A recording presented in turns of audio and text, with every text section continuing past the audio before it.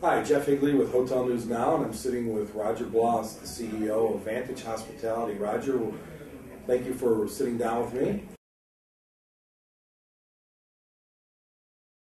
We've had a very successful year. We've been primarily a conversion brand since our introduction of America's Best Value Inn, and recently we've gone into new construction and we've seen some of those projects stall, but we've seen still a good appetite for conversion product.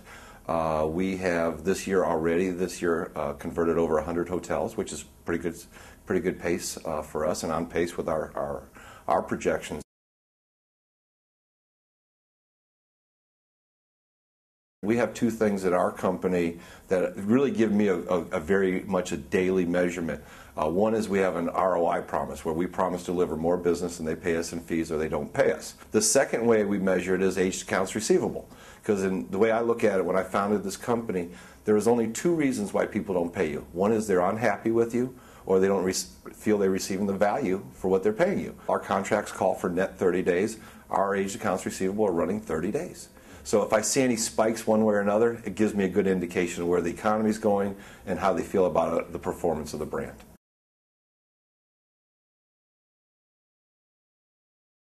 The model we created can follow the economic times.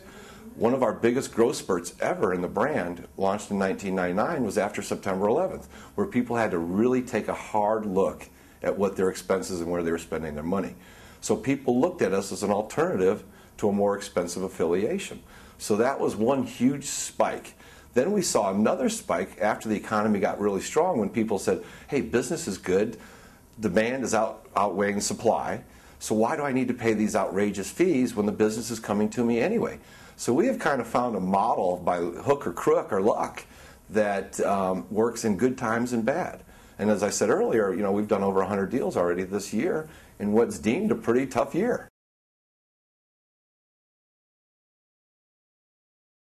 We did again the same thing. We built our foundation in China first and sales second, so that we could make an immediate impact on those properties. And the Chinese have a little different philosophy on return on investment than we do. Theirs is much more quicker. They expect higher returns faster.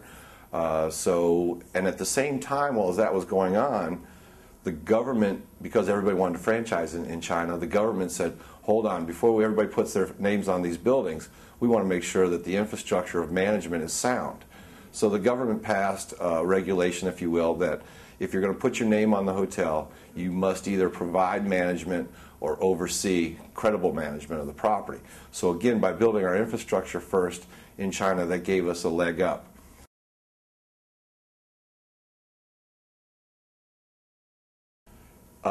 Yeah, it's funny. We talk about that all the time as we go country to country. For instance, in China, we're sitting there with a group of executives, and we propose things, we discuss things, and every answer is yes, yes, yes. And we're thinking, wow, we're doing great here. We got a deal cooking. We're going to get this. And all they're really telling us is, we hear you. Right. They're not acknowledging that we have a deal or that these deal points make sense. So things like that were kind of surprising to me. But yet, on the other side, I would never expect to be so well embraced and be treated with such respect. And that's a cultural thing, and I think it's also a professional thing.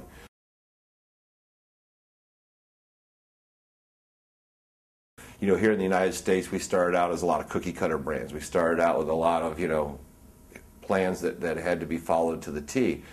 That's not necessarily the case in these countries, because the utilization of the product is different. And quite frankly, even Americans traveling, whether it's on business or vacation, they want to experience some of those cultural differences.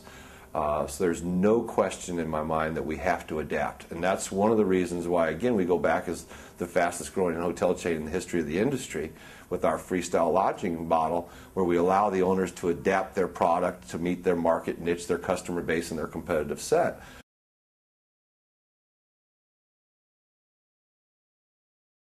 I don't believe you can go into any country, regardless, unless you have a partner that is very strong, reputable, that lives in country.